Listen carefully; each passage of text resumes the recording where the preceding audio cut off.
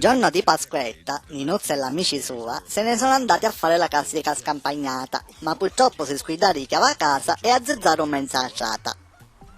Come tutti sappiamo, quando si organizzano queste cose, ognuno petta la spesa.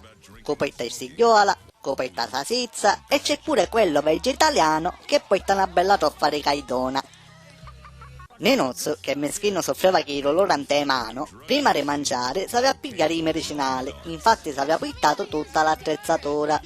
Una volta finito di pizziare, si imboscò con l'amica sua per farla giocare con la sua freccetta gigante, ma purtroppo forse Picchiovino era sventato, o forse perché qualche medicinale era scaroto, o mo di tirare la freccetta sbagliò la mira e si azzeccò un'antessa che ci spunnò tutto il cereviado.